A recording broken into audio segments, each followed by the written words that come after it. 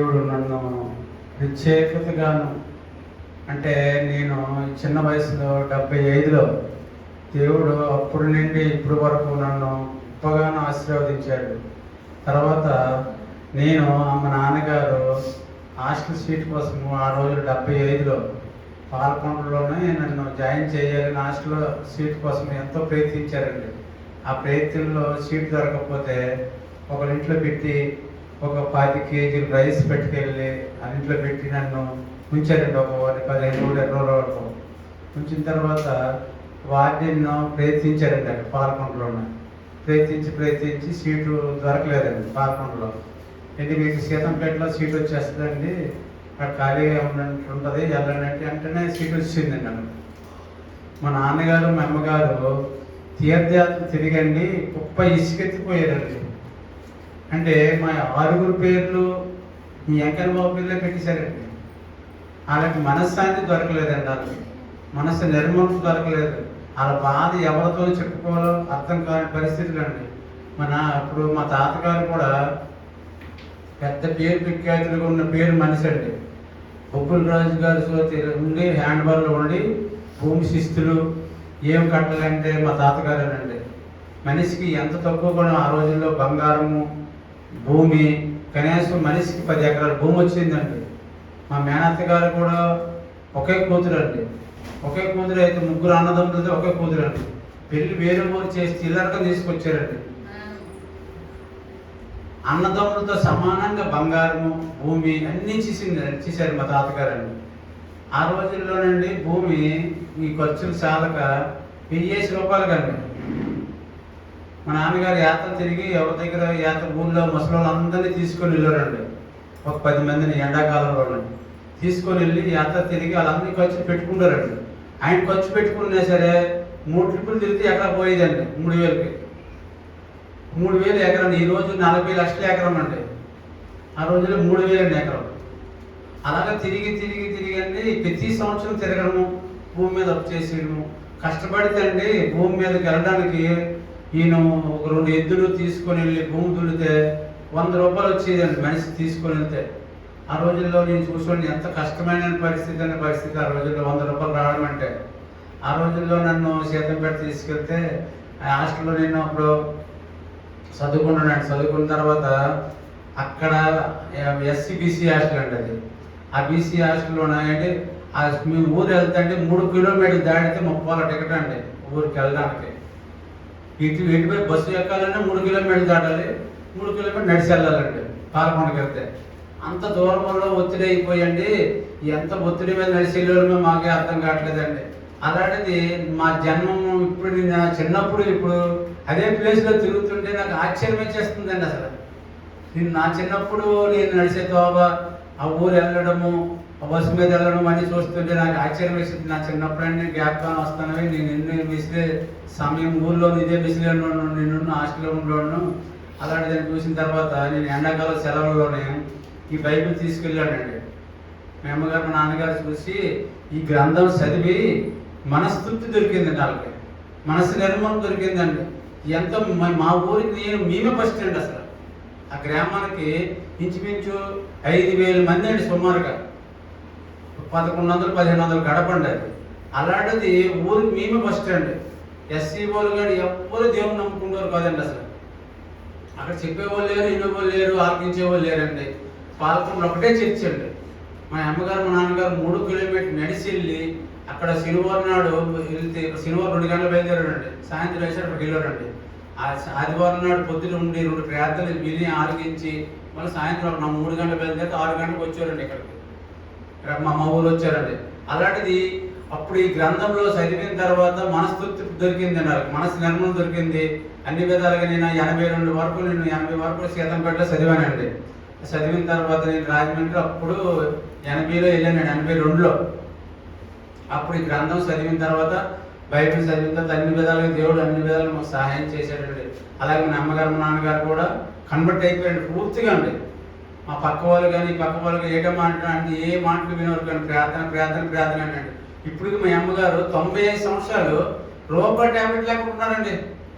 ఇప్పుడు కాళ్ళు లేకపోయినా ఎండాకాలం ఇప్పుడు 7 గంటలు బయటకు అరుగు మీద వచ్చేసి బైబిల్ పట్టుకొని ప్రార్థన చేస్తుంటారండి. ఇప్పుడు ప్రార్థన ప్రార్థన ప్రార్థన అని అంటున్నాను. 95 సంవత్సరాలండి ఇప్పుడు రూపాయి ట్యాబ్లెట్ లాగా అంత ఆరోగ్యంగా అంత ఆరోగ్యంగా ఉన్నారండి. అప్పుడు మా అమ్మగారు కూడా మా నాన్నగారు చనిపోయారని, నువ్వు సమాధి కట్టవా సమాధి కడతావా అని నేను వచ్చి కట్టించానండి. మా ఊరికి మేము సమాధి కట్టించడం మేమే ఫస్ట్ అండి. అసలు ఆ ఊరికి మేమే ఫస్ట్ అన్ని విధాలుగా ఉన్నాం. అలాగే నేను నా వల్ల నన్ను చూసండి మా అక్కగారు మా నాన్నగారు మా ఇద్దరు అక్కలు కూడా దేవుని నమ్ముకున్నారండి. పూర్తిలో కన్వర్ట్ అయ్యారు. ఇప్పటికీ అలాగే ఉన్నారండి. మళ్ళీ మా ఆవిడ గారు కూడా దేవుడి విషయంలో ఇస్తే రాణి పెట్టాడు కానండి, దేవుడు చాలా అద్భుతమైన మేలు చేశాడండి. ఆవిడ సాక్షి విని ఆవిడ ఎంత విధానంగా ఉండేదో వాక్యం ద్వారా ప్రార్థన ద్వారా అంత విధానంగా దినకర్ గారు చర్చి దగ్గరే మనకి ప్రార్థన ద్వారా ప్రార్థన చేసుకొని అడియాల్లో మద్రాసు వెళ్ళామండి. అప్పుడు ఆ రోజుల్లో అక్కడ కష్టపడి ఆ రోజుల్లో మద్రాసు వెళ్ళమంటే గొప్ప ఆశ్చర్యం అండి. అసలు మేము 100 రూపాయలు టికెట్ కట్టుకుని వెళ్ళామంటే ఆ రోజుల్లో ఖర్చు పెట్టుకుని వెళ్ళి ఆ ఖర్చు పెట్టడం ఉండడం రావడానికి ఎన్నో ఇబ్బందులు దాటి వచ్చామండి. ఆ రోజుల్లో దేవుడు అన్ని విధాలుగా మాకు ఎంతో సహాయం చేశాడండి. అద్భుతమైన సహాయం అండి. ఇప్పటికి నేను అది చేసిన మేలులు మరవలేనండి. అసలు ఆ దేవుడు అప్పటి నుంచి ఇప్పటి వరకు ఏ విషయంలోనూ ఏ కష్టంలోనూ మేము చిన్నప్పుడు హాస్టల్లో ఉన్నప్పుడు పరలోక ప్రార్థన కంపల్సరీగా అండి. అన్నం తిన్నప్పుడు అందరూ వరాసుగా కూర్చొని పరలోక ప్రార్థన చెప్పేవారండి. ఆ ప్రార్థన ఇప్పుడు వరకు మేము ఏ విషయంలోకి ఎక్కడికి వెళ్ళినా ఏ విషయం కోసం వెళ్ళినా ప్రార్థన చేయకుండా ఏ విషయం వెళ్ళమండి అసలు. అలాగా పరలోక ప్రార్థన చాలా అద్భుతమండి. మనకు ఇప్పుడు వరకు నేను మరవలేనండి అసలు విషయంలో. మేము హాస్టల్లో ఉన్నప్పుడు ఫస్ట్ అదే ప్రార్థన చేయాలండి. అసలు పరలోక ప్రార్థనే హాస్టల్లో ఉన్నప్పుడు మేము అన్నం తిన్నప్పుడు అందరూ కూర్చుని వరాసుగా కూర్చున్న తర్వాత పరలోక ప్రార్థన చేయండి అని అన్నారండి పాస్టర్. అక్కడ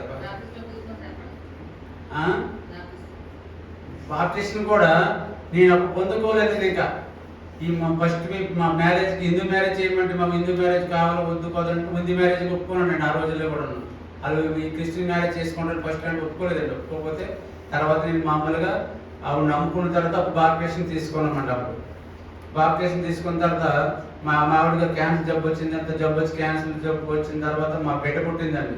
ఆ బిడ్డ పుట్టిన తర్వాత కూడా చాలా అద్భుతమండి. ఇంకా ఆ గర్భసంచి తీసేయాలమ్మా అంటే అబ్బాయి నాకు ఇంకా అబ్బాయి కావాలి అనుకుని అది ఉంచబట్టి ఇంకా అలా గడ్డ పెరిగి 2 ఆపరేషన్ చేయడానికి సెట్ అవ్వక క్యాన్సర్తో ఆవిడ విని ఆలోచించి ఆవిడ ద్వారా ఎంతోమంది విశ్వాసం పొందారండి. నా ద్వారా నేను చెప్పడం కూడా కొంతమంది విశ్వాసం పొందారు. మా అమ్మగారు మా నాన్నగారు మా అక్కయ్య గారు ఇద్దరు ఇప్పటికి బాప్టిజం పొంది ఇప్పటికీ నిర్మలంగాను దేవుడి విషయంలో నిర్మలంగాను ఆరోగ్యంగాను మనశ్శాంతిగాను ఉన్నారండి. అంత విధాలుగాను మా ఆవిడ గారు ఇప్పుడు ఉన్నారండి. ఆవిడైతే డబ్బుల కోసం మనం ఉద్యోగం కోసం 5,10,000 రూపాయలు కట్టేసామండి. ఎంతకని కాదండి, మా దగ్గర డబ్బులు లేవండి. అందరూ చాలా మంది అప్పులు ఇచ్చారండి. 5,10,000 కట్టడం అంటే మా చుట్టాలు బంధువులు అందరూ విని ఆలోచించి మీకు ఉద్యోగాలు రాబట్టే మీకు ఉద్యోగాలు డబ్బులు తీసుకుని డబ్బులు పోయేవని ఎంతోమంది అండి. వాళ్ళు మంచితనంగా కాదండి, ఈజీగా ఫోన్ చేసి మాకు సైతాన్లాగా అందరూ ఫోన్ చేసి మీకు ఉద్యోగం రాదట డబ్బులు పోయేవాడు అన్నాడు. పోతే పోనీ అని మేము ప్రార్థన పరండి. ఇంకా ఇలాంటి ఓల్డేజ్ ప్రేయర్లో మేము ప్రతి సమయంలో కూడా ప్రార్థన చేసే వెళ్ళామండి. అసలు మేము ఏ 24 ఏ సమయమైనా సరే ప్రార్థనకి వెళ్ళాము. చర్చిలోనే ఆ పాస్టర్ గారు చెప్పి మేము ప్రార్థన చేసేవాళ్ళమండి. ఆ ప్రార్థన చేసిన తర్వాత దేవుడు చేసిన మేలులండి ఇప్పటికీ వాళ్ళందరూ చూసండి ఆశ్చర్యం అయిపోతున్నారండి. మీ డబ్బులు పోతాం అనుకుని మీకు ఉద్యోగం ఎలా వచ్చింది అని అంటున్నారండి. ఇప్పుడు చూసారండి ఎంత ఆశ్చర్యకార్యం అది. మరి 5,10,000 రూపాయలు కట్టేసామండి. ఒక ఆవిడండి శుక్రవారం రోజు ఇవ్వకూడదని లక్ష్మీవారం సాయంత్రం 1,00,000 రూపాయలు తెచ్చి ఇంటికి ఇచ్చిందండి. అమ్మ ఉంచుకోమంటే డబ్బులు తర్వాత వడ్డీకి కడదు కాదని వడ్డీకి మొత్తం క్లియర్ చేసేమండి. ఆవిడకి డబ్బులన్నీ క్లియర్ చేస్తే నువ్వు పోయిన దగ్గర వడ్డీకి వస్తుంది, అసలైన ఉంటుంది, జాగ్రత్తగా ఉంటుంది, డబ్బులు ఇస్తారు కానీ చెప్పి 1,00,000 రూపాయలు తెచ్చి ఇచ్చిందండి అప్పుడు.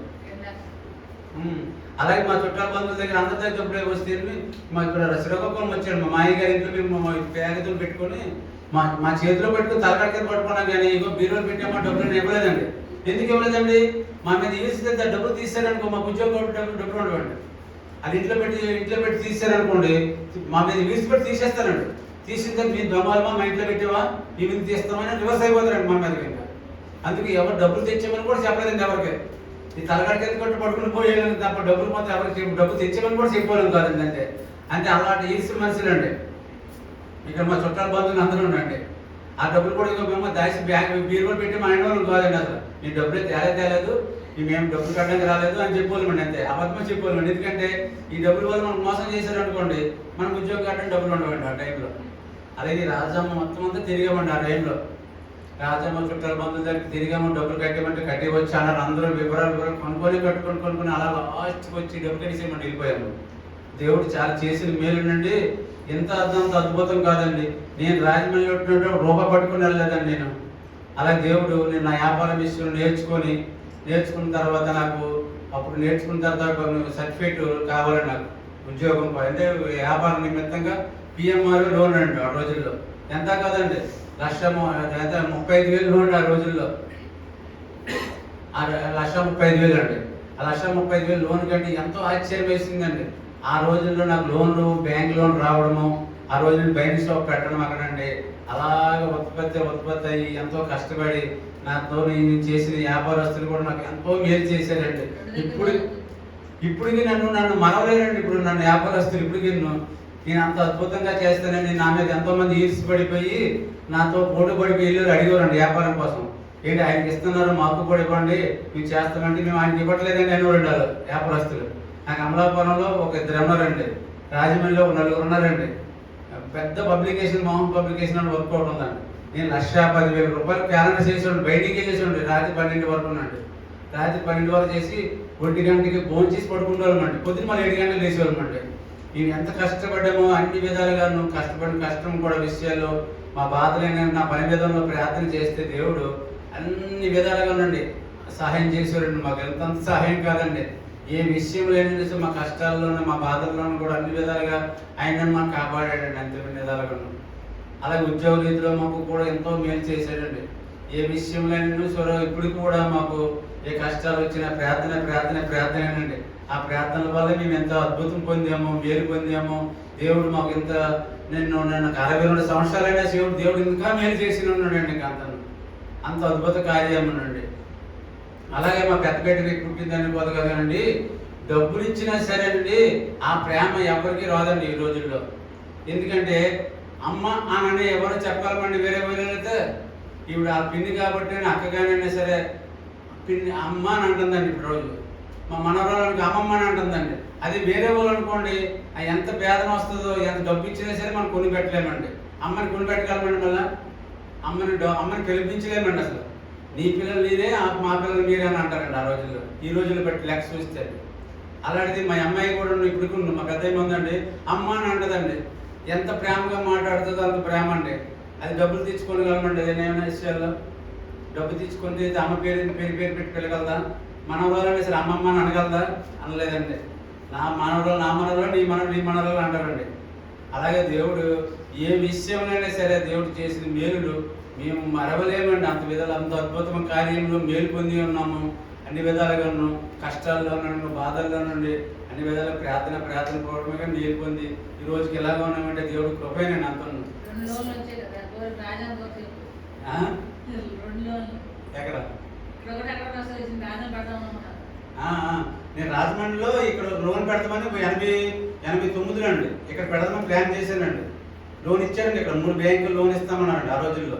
లోన్ ఇస్తానంటే ఇక్కడ ట్రాన్స్పోర్ట్ విషయంలో మాత్రం వైజాగ్ ఒకటేనండి ట్రాన్స్పోర్ట్. నవత క్రాంతి ఇక్కడ ఏం లేవండి.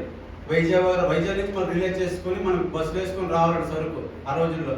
ఇవన్నీ గ్యాదర్ చేసి నాకు ఇక్కడ లోన్ వద్దు బాబు అని రాజమండ్రి లోన్ తీసుకున్నానండి. ఇక్కడ ఇస్తామన్నారు లోన్. ఇస్తామంటే ఇక్కడ దీన్ని బాధపడండి ఒక్కడండి. అక్కడ రాజమండ్రి మెటీరియల్ అన్నీ తెచ్చుకోవాలండి. ఒక మన మిషన్ కత్తి ఉందో బ్లేడ్ పట్టుకోవాలండి, పదులు పెట్టించాలంటే రాజమండ్రి వెళ్ళాలండి.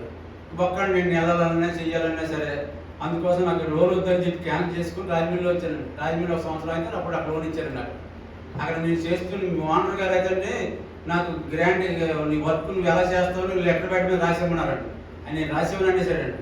ఇంకొక ఓనర్ దగ్గర జాయిన్ అయిపోయింది, పనిలో జాయిన్ అయితే నెంబర్ 1గా చేసి ఉన్నాడు. 1 గంట వరకు పని చేసి ఉన్నాడు. ఆ ఓనర్ గారు ఇప్పుడు నన్ను మరవలేరండి. ఏ పనులు చేయమంటే నేను చేసి 1 గంట వరకు చేసి నన్ను బండి మీద తీసుకెళ్ళి మండి ఇంటికి తీసుకెళ్ళాడు ఆయన టైంలో 1 గంటకంటే. ఇప్పుడు కానీ నాకు ఆయన లెటర్ బెడ్ ఇచ్చిన తర్వాత లెటర్ మీద రాసి ఇచ్చిన తర్వాత బ్యాంక్ లోన్ ఇచ్చారండి.